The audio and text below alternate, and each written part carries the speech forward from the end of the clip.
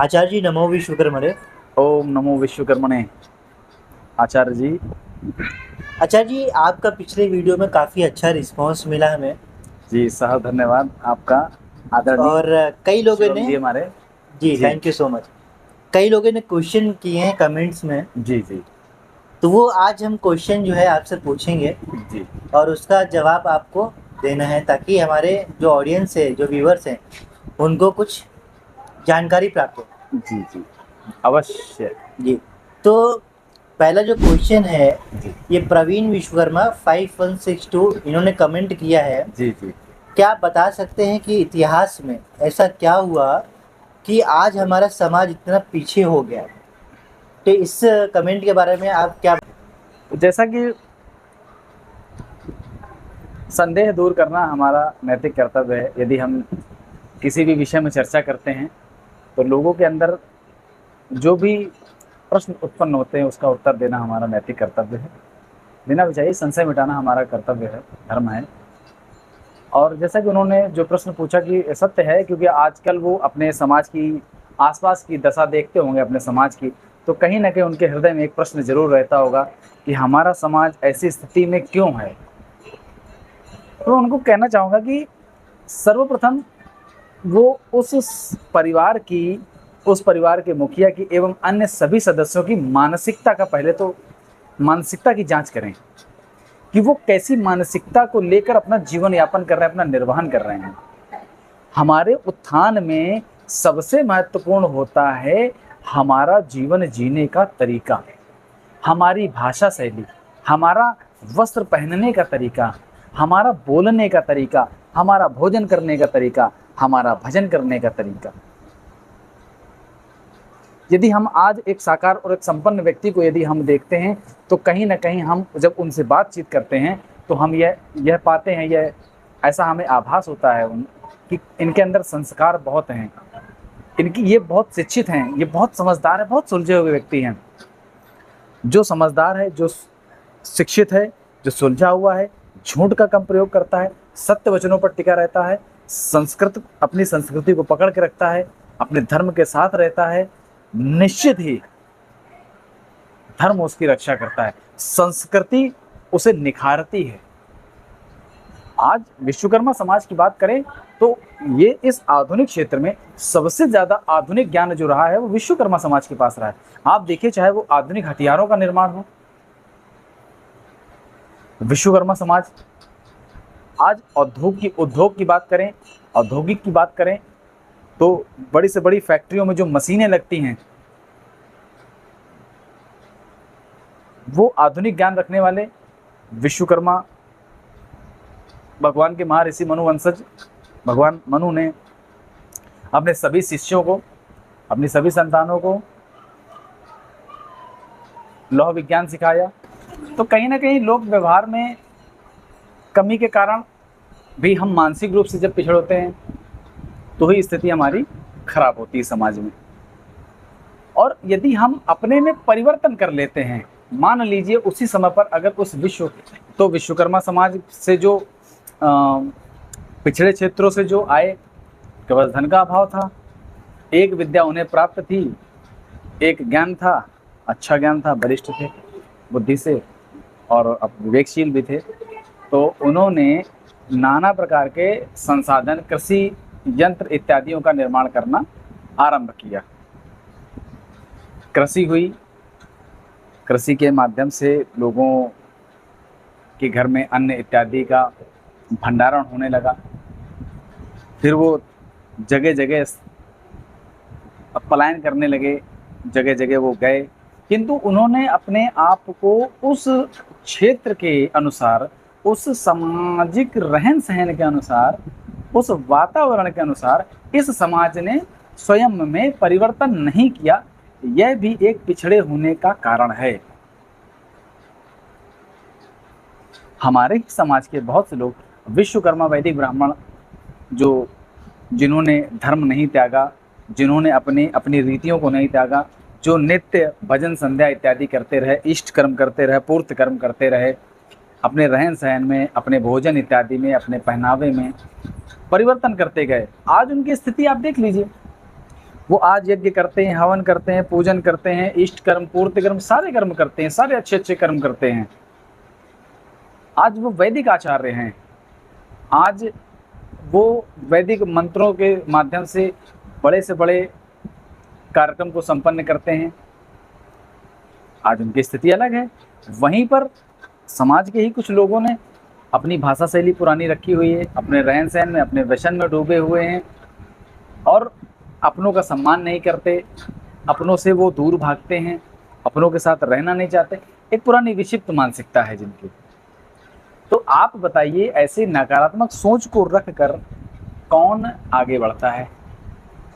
यदि मैं आपसे कहूँ कि 50 किलो का वजन लाद कर आपको दूसरे मंजिल चढ़ना है और आपके पास समय अवधि मैं कम दे दूं कि आपको 1 मिनट में यह कार्य करना है, 1 मिनट में आपको 20 जीने चढ़ने हैं,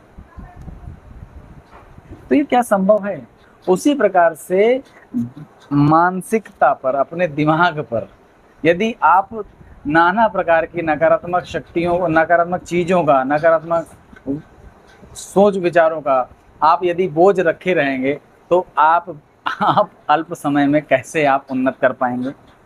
उन्नत करने के लिए सबसे महत्वपूर्ण हो जो कार्य है वह है आपका वातावरण, वह है आपका वाच्यकरण, वह है आपका रहन सहन का तरीका, वह है आपका आपकी संस्कृति के प्रति झुकाव, वह है आपका आपके धर्म के प्रति लगाव।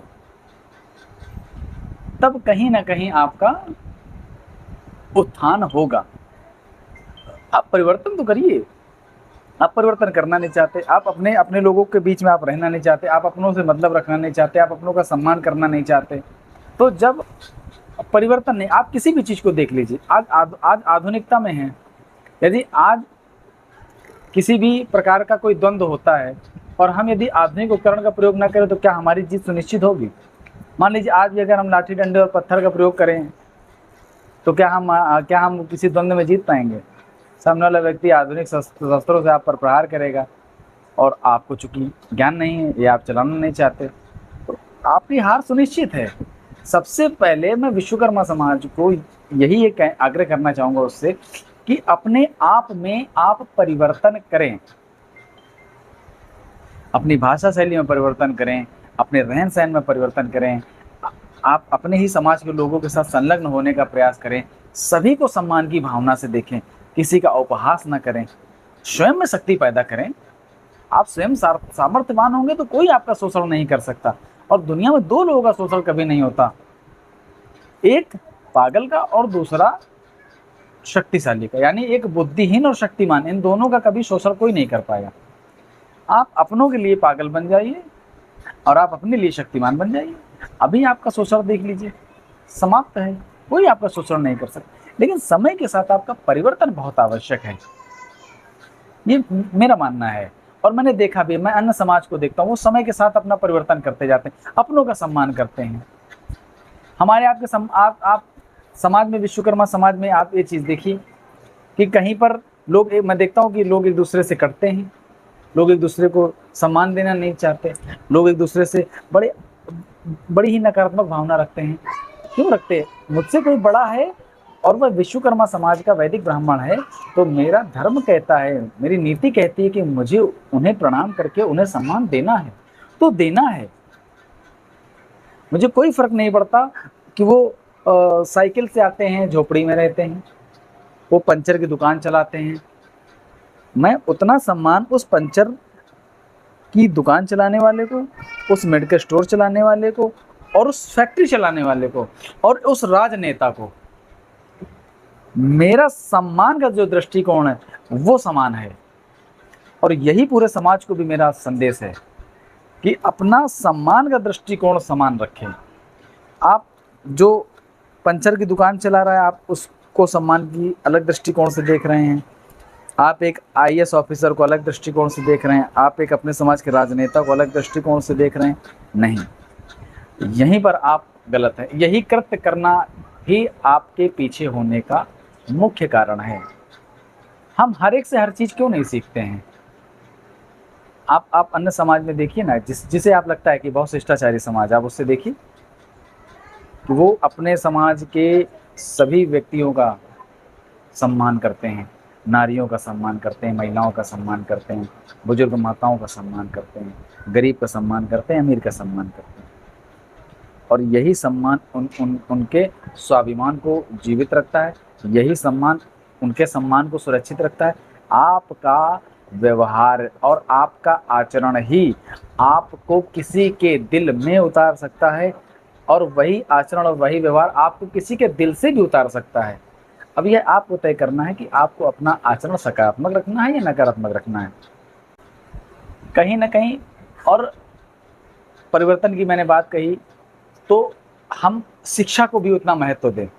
और शिक्षा वह नहीं जो हम विद्यालय में प्राप्त करते हैं, शिक्षा वह जो हम स्वयं से प्राप्त करते हैं, अध्यात्म करते हैं, आत्मचिंतन करते हैं, मनन करते हैं। हम संतों के बीच में बैठकर कुछ सीखते हैं, अपने से अच्छे गुणवान व्यक्ति के साथ बैठकर कुछ सीखते हैं, तो हम उसे अपने जीवन में भी हमें धारण करना चाहिए उसे।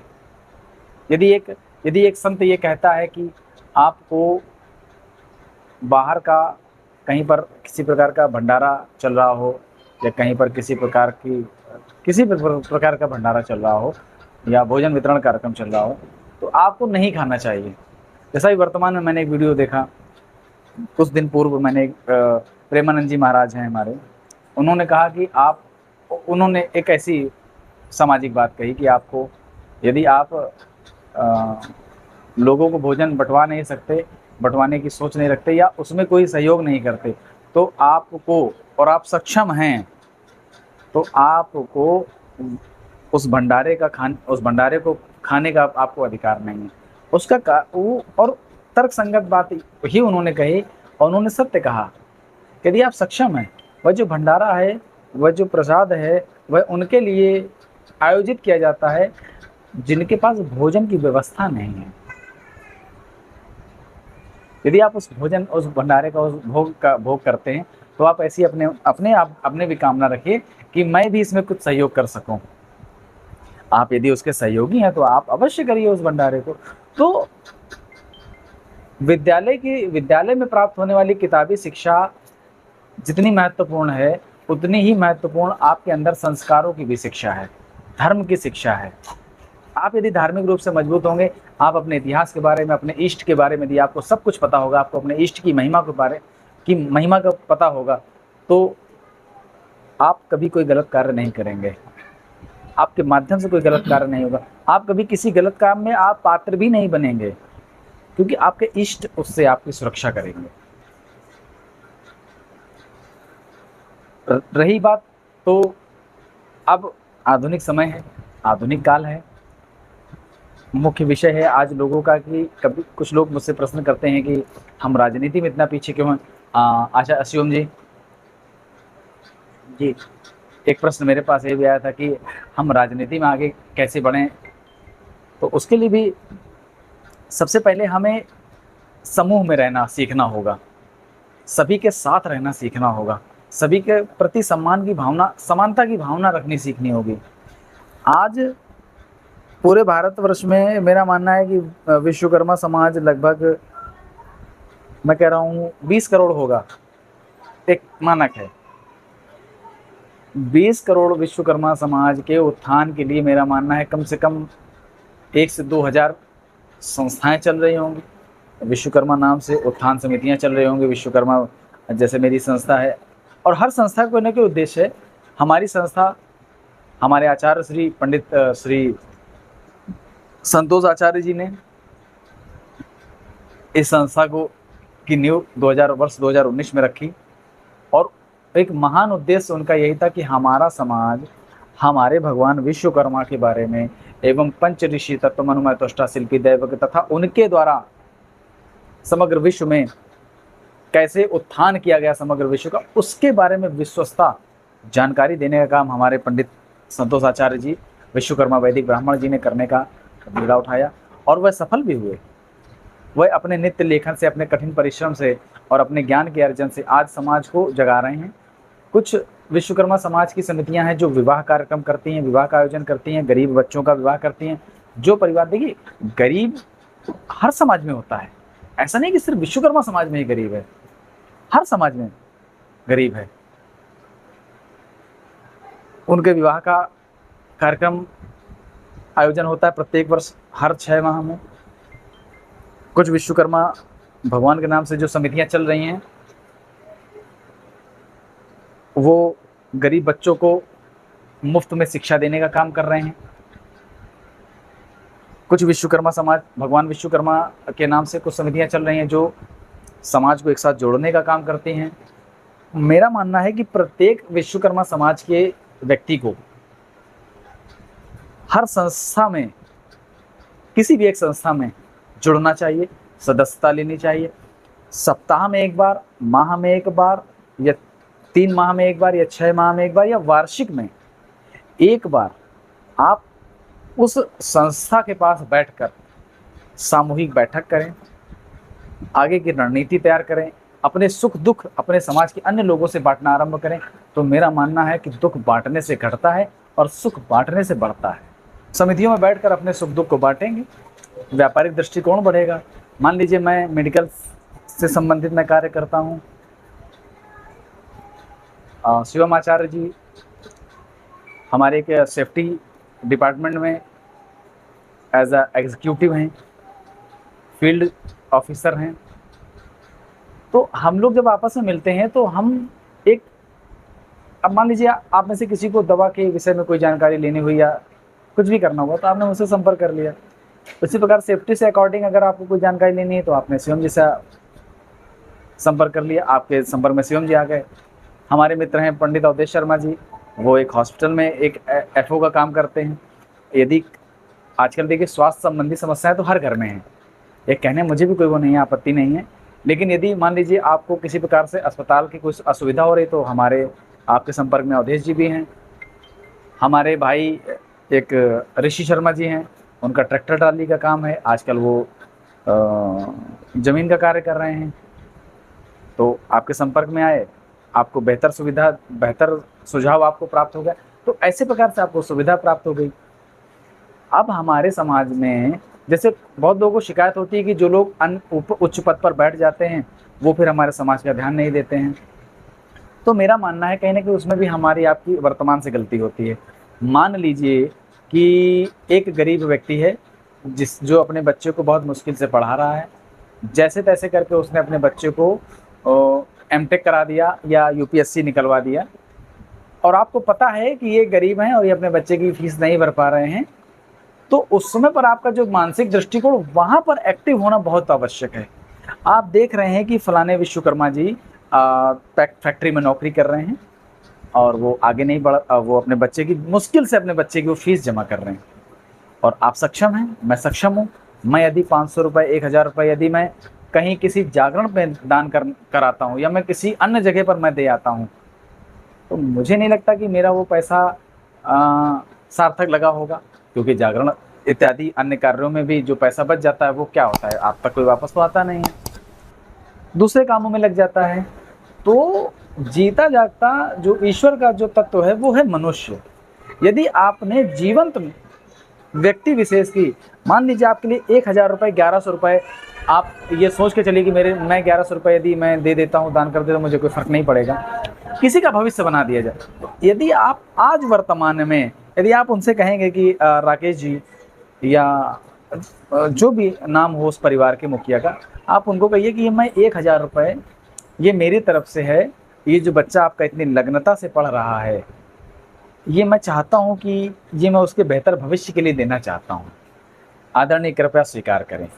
या मैं 500 रुपये मेरी क्षमता, या मेरी 200 रुपये क्षमता, या मैंने एक पैकेट एक डिब्बे का मैंने पेन का ले लिया, या मैंने 20 रजिस्टर ले लिए।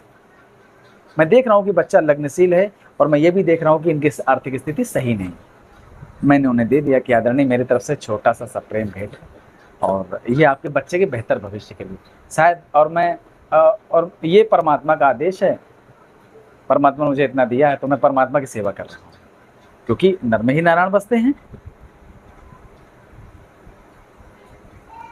अब जब उनका बेटा, आपने 1000 रुपये मदद की, ऐसा करके हम 4-5 लोगों ने, मान लीजिए जिसको जिसको जानकारी होती गई, और जो संस्कारिक रूप से बुद्धिमान है, जिसने धर्म को नहीं त्यागा, जिसने संस्कृति को नहीं त्यागा, उसका दिमाग मानसिक विकास होता रहता है। और जो जो धर्म और संस्कृति के साथ होता है उसके विचार सदैव उच्च होते हैं। वो सदैव अच्छे कार्यों में अपने द्वारा मेहनत के दम पर जो धर्म कमाया होता है, अर्जन होता है, वो सदैव अच्छे कार्यों में लगता है। वो किसी धार्मिक काम में लगेगा, जागरण इत्यादि में लगेगा, पूजा पंडाल में लगेगा, या फिर किसी गरीब बच्चे के भविष्य में लगेगा। लेकिन वो मदिरा पान व्यसन इत्यादि में पैसा अपना नहीं खर्च करता। आपने दे दिया, हम 10 लोगों ने मिलकर मान लीजिए उनकी सहायता कर दी, हमने 10,000 की सहायता 1 महीने में कर दी। जब उनका बच्चा कल को यूपीएससी में जब वो तैयारी करके जब एक आईपीएस ऑफिसर बनेगा या वो एक अच्छा इंजीनियर बनेगा, उस वक्त जब आप उस बच्चे को बधाई देने जाओगे तो वो उस बच्चे के पिता पता है क्या कहेंगे कि ये वही सज्जन थे जिन्होंने एक समय पर आर्थिक रूप से सहायता की थी और बेटा आज तुम इस स्थान पर हो। यकीन मानिए कि वो जब उस अधिकारी के सामने जब वो पिता आपके बारे में ऐसे शब्द कह रहा होगा ना, तो आप जब प्रसन्नता होगी आपकी, वो आपके एक एक रोए को खड़ा कर देगी कि जीवन में पहली बार मैंने ऐसा कोई कार्य किया कि वास्तविकता में उसका श्रेय हृदय में बैठा ईश्वर मुझे दे रहा है। आप ऐसे करिए, आप अच्छे पद पे पहुंच गए, आपने एमटेक किया, आपने एमटेक करने के बाद फिर आप एक बड़ी कंपनी का आप सीईओ हो गए, आपका नाम है मिस्टर आर.के. विश्वकर्मा। अब आपने देखा कि यार मेरे समाज में, आप तो अपनी समाज की स्थिति जान रहे हैं, आप देख रहे हैं बहुत स्ट्रगल कर रहे हैं बच्चे, तो आप अपनी बहुत व्यस्त समय से आप 1 घंटा निकालिए और एक लग्नशील बच्चे को देखकर उसका मार्गदर्शन कर दीजिए। आप पैसा मत दीजिए, यदि आप सक्षम है आप देने की, आपके अंदर साहस है, आपके अंदर सामर्थ्य है, तो आप उसे पैसा भी दीजिए, पर साथ में आप अपने विषय में उसे बताइए कि मैंने बीटेक किया, फिर मैंने एमटेक किया, फिर मैंने एमटेक करने के पश्चात मैंने इस चीज़ का चयन किया, तब आज मैं यहाँ बैठा हूँ। और बेटा तुम्हारा तुम भविष्य में क्या करना चाहते हो, यदि बीटेक करने के बाद आपको इंजीनियरिंग करनी है तो आप मेरे द्वारा बताए गए मार्ग पर आप चलें। आपको यूपीएससी क्रैक करना है तो आप यूपीएससी में आप 2 घंटे में इतने प्रश्न होते हैं, पहले प्रश्न के लिए आपको कितने घंटे में कितनी तेज प्रिपेयरिंग करनी है, उसके बाद आपको एक निबंध लिखना होगा, उस निबंध में आप किस तरह से कम समय में ज़्यादा शब्दों का प्रयोग करें। आप ऐसे मार्गदर्शन करिए, यकीन मानिए आपके इस एक मार्गदर्शन से किसी एक प्रति व्यक्ति के जीवन में बहुत बड़ा बदलाव आएगा। शास्त्रों में भी चरण वंदन करने का एक नियम बनाया गया है कि आप प्रणाम चरण वंदन उसको ही करिए जिसकी वजह से आपके जीवन में कोई क्रांति आई हो, कोई परिवर्तन आया हो, कोई उन्नति आपने प्राप्त की। आप हर किसी से प्रणाम कर लीजिए। अब चूंकि बीच में चरण वंदन आ गया तो मैं एक बहुत महत्वपूर्ण बात और कह देता हूँ। वंदन करने का एक बहुत अच्छा फायदा भी हम आपको बता देते हैं कि जब हम किसी को चरण वंदन करते हैं, झुककर प्रणाम करते हैं, तो कहीं ना कहीं हमारे अंदर जो एक द्वेष की भावना होती है वह खत्म हो जाती है, तथा जिस व्यक्ति को हम चरण वंदन कर रहे होते हैं वह भी आपके प्रति सम्मान से भर जाता है, आपके प्रति प्रेम से भर जाता है, आपके प्रति सकारात्मक सोच रखने लगता है, आपको अंतःकरण से जो वो आशीर्वाद शुभ आशीष देते हैं, जिससे कहीं ना कहीं एक सकारात्मक ऊर्जा का संचरण होता है। तो इसलिए मैं समाज पीछे होने का कारण भी यह है कि हम कहीं ना कहीं अपनी मानसिकता से भी थोड़ा सा खिन्न हैं, कहीं ना कहीं हमारे मस्तिष्क में नकारात्मक मानसिकता भरी है। हम जिस दिन इसको दूर कर लेंगे, यदि हम आज से भी प्रयास करें, हमारी संस्था के संस्थापक श्री संतोष आचार्य जी द्वारा भी हम सभी को यही निर्देश दिए जाते हैं। हमारी सबकी जब भी हम लोग जब एक साथ बैठते हैं तो हम ऐसे ही सकारात्मक तथ्यों पर वार्ता करते हैं, नियमों का पालन करना सीखते हैं, अपने आचरणों में परिवर्तन करना सीखते हैं, अपने व्यवहार में परिवर्तन करना सीखते हैं, अपने वाच्यकरण में परिवर्तन करना सीखते हैं।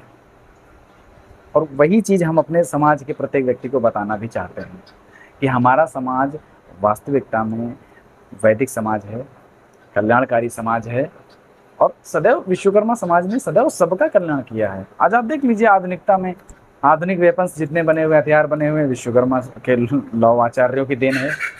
कास्ट के जितने भी अच्छे अच्छे एंटीक चीज़ें, वुड क्राफ्ट जितने भी हैं, मैं वंशियों की देन है। सभी महर्षि मैं ने अपने सभी शिष्यों को, अपने संतानों को यह विशेष ज्ञान दिया है। और जो हमारे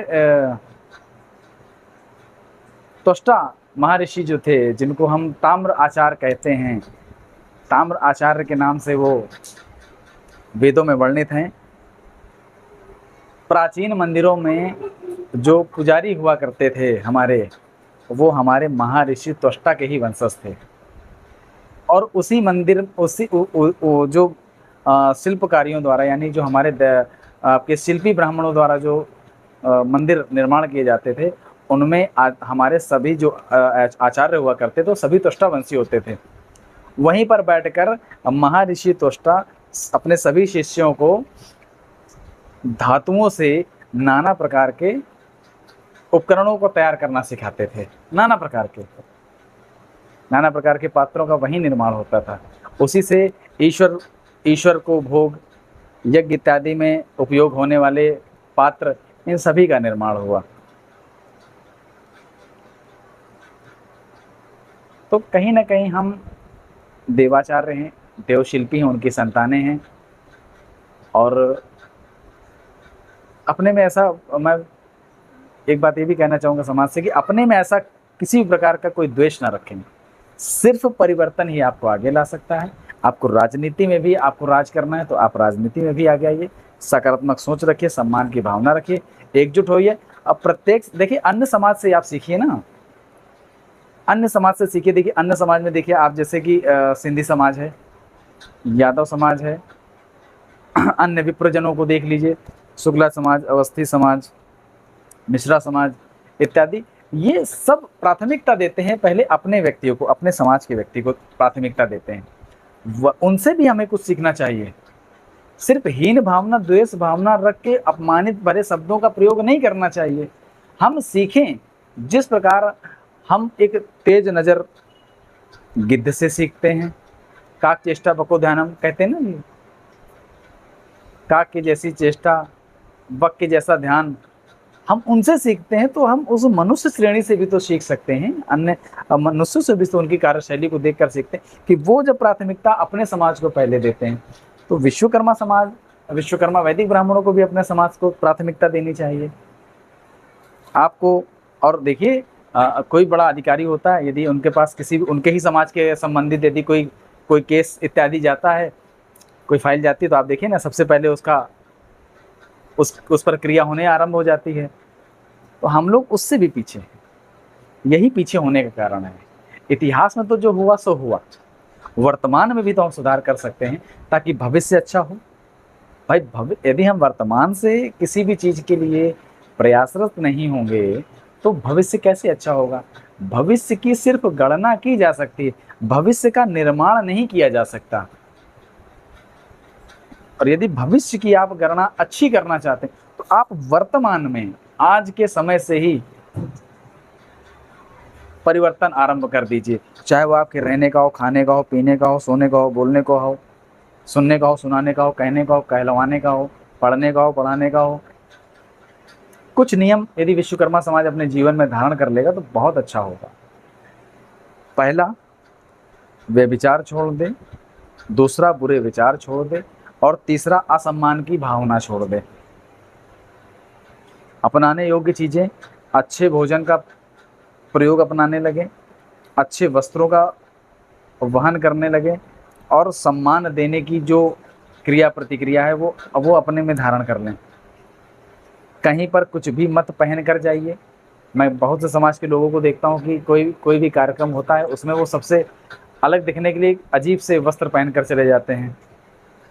आप देखिए, जहाँ पर यदि आपका कोई आध्यात्मिक कार्य चल रहा है, आपने 50 जोड़ी आपने पैंट शर्ट जीन्स इत्यादि आपने खरीद ली, वहीं पर आप 1 जोड़ी या 2 जोड़ी धोती कुर्ता भी खरीद सकते हैं।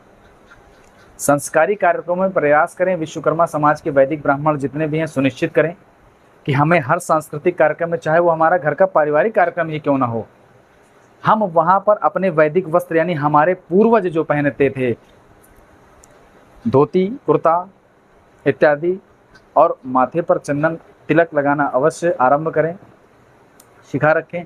प्रयास करें प्रातः उठकर पहले इष्ट कर्म करें, इष्ट कर्म करें, अपने इष्ट का ध्यान करें, ईश्वर से सभी के लिए मनोकामना, सकारात्मक मनोकामना करें, उनके हाथों से कभी कोई अहित ना हो ऐसी कामना करें, ऐसी धारणा करें। कभी किसी को हमारे मुख से, हमारे कंठ से, हे ईश्वर, कभी कोई अपशब्द ना निकले, हमारे इन हाथों से कि कोई पाप ना हो। हम जिस दिन ऐसी सकारात्मक धारणा कर लेंगे, हम सभी के लिए कल्याणकारी हों। हम पूर्व समय से कल्याण करते चले आ रहे हैं। आप चाहे देवताओं का कल्याण देख लीजिए, शिव को दी सोने की लंका बनाकर भगवान विश्वकर्मा ने अपने पंचदंड की शक्तियों से, चाहे वो कृष्ण को छुपने के लिए द्वारका दी हो। अगर आप वैदिक काल में जाएंगे तो वैदिक काल में भगवान विश्वकर्मा द्वारा अनन्य अद्भुत कार्य हुए हैं। ऐसा कोई देव नहीं है जिसने भगवान विश्वकर्मा से अपने लिए कुछ ना कुछ मांगा हो। शिव ने त्रिशूल मांगा, ब्रह्मा ने कमंडल मांगा, विष्णु ने चक्र सुदर्शन चक्र मांगा, दिया गया। सूर्य ने अपने अपने तेज को कम करने के लिए भी उनसे प्रार्थना की कि हे प्रभु प्रताप को कम करो, क्योंकि पारिवारिक विघटन हो रहा है। ऐसा भी सुनने को आया, पारिवारिक विघटन हो रहा है। माता संध्या उनके प्रताप को नहीं सहन कर पा रही थी, इसलिए भगवान विश्वकर्मा ने उनका तेज कम किया। सरस्वती की वीणा लो, लक्ष्मी का धन लो, सोने के सिक्के, आभूषण इत्यादि जो भी है सब, और यही सारी कलाएं भगवान विश्वकर्मा से जब 5 पुत्र जन्मे, मनुमय, त्वष्टा, शिल्पी और दैवज्ञ, ये दिव्य आचार्य थे। और हर एक आचार्य, हमारे मनुवंशी जैसे महर्षि मनु थे, उनके पास हर कर्म को करने की दिव्य शक्ति थी। ऐसा नहीं कि वो सिर्फ लौह कर्म करते थे तो उन्हें सिर्फ लौह नहीं, वो काष्ठ की विद्या भी जानते, ताम्र की विद्या भी जानते, स्वर्ण की विद्या भी जानते, शिल्प विद्या भी जानते थे। वो उसी लौह धातु से, दुनिया की सबसे मजबूत धातु लौह से, वो तमाम प्रकार के कार्य करते थे, अस्त्र शस्त्र का निर्माण करते थे। आप देखिए ना, जब अष्टधात्री दुर्गा ने जब वध किया किसी राक्षस इत्यादि का, तो कहीं ना कहीं मेरा मानना है कि हम वैदिक ब्राह्मणों ने इस समाज को बहुत कुछ दिया है। इष्ट कर्म हो, संपूर्ण व्याख्यान पुस्तकों के माध्यम से, वैदिक कक्षाओं के माध्यम से, वैदिक गुरुकुल के माध्यम से, हमने धर्म से लोगों को जोड़ने के लिए निम्नतः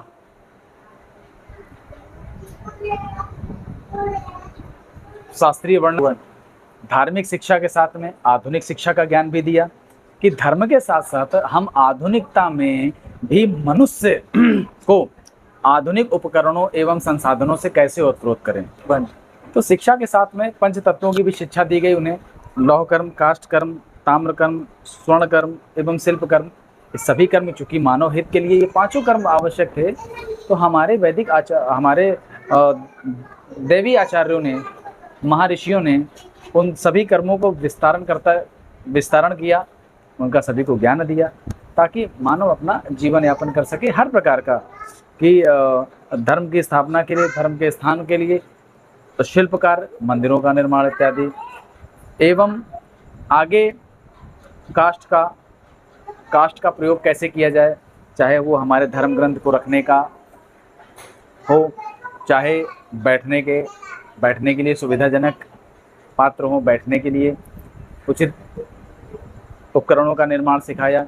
शिल्प कर्म में नाना प्रकार से हम इतिहास को कैसे दर्शाएं, उस कर्म को भी हम एक पत्थर में शिल्पकारी के माध्यम से हम उस चीज को व्याख्यान करते गए। आप पुराने मंदिरों में देखेंगे तो ये कंप्यूटर तो आज आया है, कई ऐसे हमारे मंदिर हैं, दक्षिण भारत के मंदिर हैं, जिनमें साइकिल चलाता हुआ एक मानव दिख रहा है आपको, कि उस वक्त ये गणना हो गई थी कि आगे ऐसा एक उपकरण तैयार होगा। और वो शिल्प भगवान विश्वकर्मा के देवशिल्पी ब्राह्मणों ने उस चित्रकारी को उस मंदिर के चारों ओर आज के होने वाले आधुनिकता को पूर्व के समय में ही चित्रित कर दिया शिल्प के माध्यम से। आप देखेंगे कि वहाँ पर एक बालक जो है वो कंप्यूटर जैसे उपकरण को चला रहा है। आप देखेंगे हमारी संस्था में हमारे पंडित संतोष आचार्य जी ने अपने लेखन के माध्यम, अपने प्रदर्शन के माध्यम से उन चित्रकारियों का प्रदर्शन किया, लेख के माध्यम से बताया कि देव ऋषि भगवान विश्वकर्मा के पांच महर्षियों ने अपने ज्ञान के माध्यम से विकास कैसा किया इस पूरे विश्व पटल का। विश्वकर्मा वैदिक ब्राह्मणों ने इष्ट कर्म के साथ में पूर्त कर्म हमारे विश्वकर्मा वैदिक ब्राह्मणों ने इष्ट कर्म के साथ साथ पूर्त कर्म का भी ज्ञान मानव समाज को दिया, ताकि यह स्वयं के साथ साथ पूरे विश्व का कल्याण करें। इसलिए विश्वकर्मा समाज के लिए सिर्फ एक ही संदेश है कि परिवर्तन बहुत आवश्यक है। आज आप यदि अपनों के साथ जुड़ाव नहीं करेंगे तो कल आप किसी भी लक्ष्य को हासिल नहीं कर सकते। यह कलयुग है और कलयुगे संगे शक्ति, अर्थात कलयुग में जो व्यक्ति संगठित है वही शक्तिशाली है। तो संगठित बनिए, सुरक्षित रहिए, शक्तिशाली बनिए, अपनों का सम्मान करिए, अपनों का मार्गदर्शन करिए, सभी का हित करते रहिए, सभी का कल्याण हो। ओम श्री विश्वकर्मणे नमः। और विश्वकर्मा मीडिया को सब्सक्राइब करें, ज़्यादा से ज़्यादा इस वीडियो को शेयर करें लोगों के साथ, ताकि लोगों को यह जानकारी प्राप्त हो, लोगों का मानसिक रूप से परिवर्तन हो। क्योंकि इन सब का जो श्रेय जाता है ये सब विश्वकर्मा मीडिया के श्री शिवम जी को जाता है। बहुत मेहनत करते हैं ये, तो मैं चाहता हूँ कि इनकी मेहनत सार्थक हो और हमें अपनों का साथ देना चाहिए, तभी तो अपनों का विकास होगा। आज के वर्तमान के माननीय प्रधानमंत्री जी वो भी कहते हैं कि सबका साथ सबका विकास। तो आप वास्तविकता में यदि आप समाज का हित चाहते हैं, विकास चाहते हैं, तो सिर्फ साथ दीजिए, विकास अपने आप हो जाएगा, विकास के मार्ग खुल जाएंगे। आज कोई भी व्यक्ति कहीं भी जाने से क्यों घबराता? यही कि हमारे पास उपरोक्त वैसा कोई व्यक्ति नहीं है। आज किसी को कह दें कि भैया वो डीएम ऑफिस जाना है, तो आज आप सोचोगे कि यार कैसे जाए, तक तो कभी गए नहीं। अन्य समाज के 4 आदमी वहाँ डीएम ऑफिस से बैठे हुए हैं। तो अब जब आपको पता चला कि नहीं भैया वो वहाँ पर जो है दीपक शर्मा जी जैसे व्यक्ति हैं वो डीएम ऑफिस में हैं, और सबसे बड़ी बात है कि डीएम साहब के साथ डीएम ऑफिस में कार्यरत हैं, तो आपको हिम्मत बन जाएगी चलो यार दीपक भैया हैं। उसी प्रकार से जब हर समाज के लोग होंगे। अच्छा, समाज में एक थोड़ी सी भ्रांति ये भी है शिवम जी। जी आचार्य जी, एक क्वेश्चन इसी से रिलेटेड हमारा भी है। कई लोग ना क्वेश्चन करते हैं कि शर्मा ब्राह्मण और इनमें काफ़ी कॉन्फ्लिक्ट होता है, तो ये हम कैसे पहचान करें और अपने समाज के लोग मतलब एक दूसरे को कैसे जाने, कोई विच्छेद ना हो, तो इसका क्या सॉल्यूशन देना चाहेंगे? मतलब अवश्य आपके इस प्रश्न का उत्तर भी मैं देना चाहूँगा। ये प्रश्न मेरे सामने भी कई बार आया है, लोगों ने मुझसे किया है कि हम पहचाने कैसे कि व्यक्ति विशेष का संबंध विश्वकर्मा ब्राह्मण कुल से है। तो देखिए, हर जाति में बहुत सारे उपनाम होते हैं। आप देख लीजिए, जैसे अन्य विप्रजन हैं, तिवारी, शुक्ला, अवस्थी, गावहनकर, गावस्कर, सांवरकर, भागवत और कई सारे उपनाम हैं, चौबे, चतुर्वेदी इत्यादि तमाम हैं। ऐसे यादव समाज में आप देख लीजिए, यादव है, कोई यदुवंश लिखता है। और वैसे ही आप धर्म में अलग चले जाए, मुस्लिमों में कोई मतलब एक धर्म की बात अलग हो गई, मैं हिंदुओं में ही कह देता हूँ आप कि तमाम प्रकार के उपनाम का प्रयोग करते हैं लोग, उनका जैसा कर्म होता है। अब बहुत से लोग जैसे हमारे विश्वकर्मा वैदिक ब्राह्मण हैं तो वो लोग त्रिवेदी लिखते हैं, त्रिवेदी भी लिखते हैं। कुछ हमारे यहाँ समाज के जो अग्निहोत्रों करते थे पूर्व समय में, अग्निहोत्रों, तो वो अग्निहोत्री भी लिखते हैं। तो हमें सर्वप्रथम यह जानकारी होनी चाहिए हमारे अपने समाज को कि विश्वकर्मा समाज के लोग संपूर्ण भारत में या संपूर्ण विश्व में किन किन नामों उपनामों का प्रयोग करते हैं, किन किन उपनामों का प्रयोग करते हैं। कोई विश्वकर्मा लिखता है, कोई शर्मा लिखता है, कोई मैथिल लिखता है, कोई झा लिखता है, कोई ओझा लिखता है, कोई त्रिवेदी लिखता है, कोई अग्निहोत्री लिखता है। तो और पांचाल हो गया, धीमान हो गया, जांगिड़ हो गया, सुथार हो गए। और दक्षिण भारत में चले जाए तो आचार्य, चारी, बिहार जैसे में बिहार जाएँ तो लोग ठाकुर भी लिखते हैं।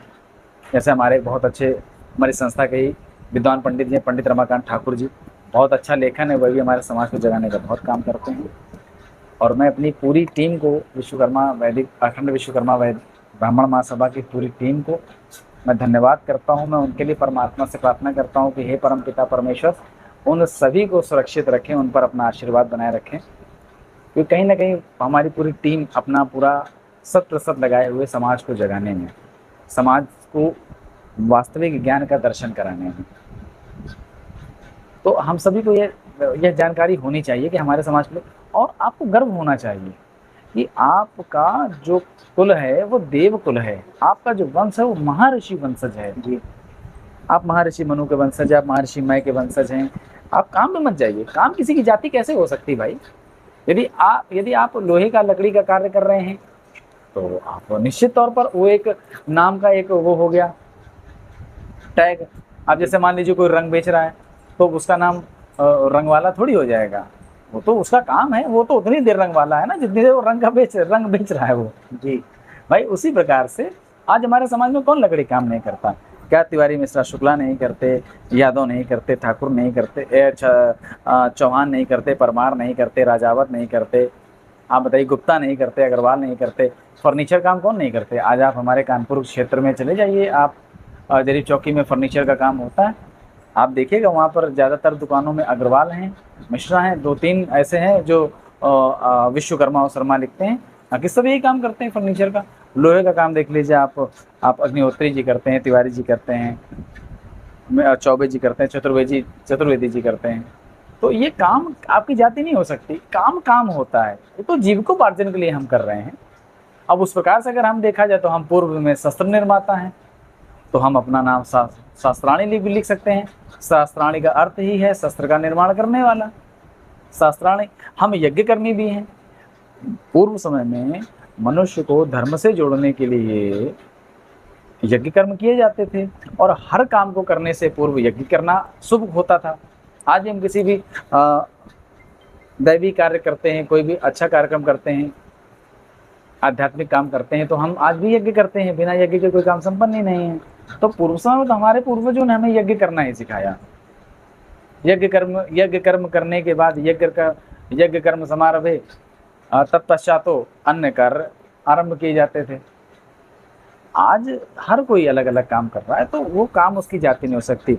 आप लोहे काम कर रहे हैं तो आप लोहार हैं, आप काष्ठ काम कर रहे हैं तो आप काष्ठकार हैं, आप चमड़े काम कर रहे हैं तो आप चारवार चमार हैं, आप जो है पात्र इत्यादि बनाने और बेचने काम करते हैं तो आप ठठेरे हैं। ताम्रकार नहीं है, आप ठठेरे हैं। ठठेरे मतलब ठाठ मतलब बर्तन जी बनाने वाला, ठठेरा। आधुनिक समय, आधुनिक युग है जी। आज कोई भी कार्य करने के लिए आज स्वतंत्र है।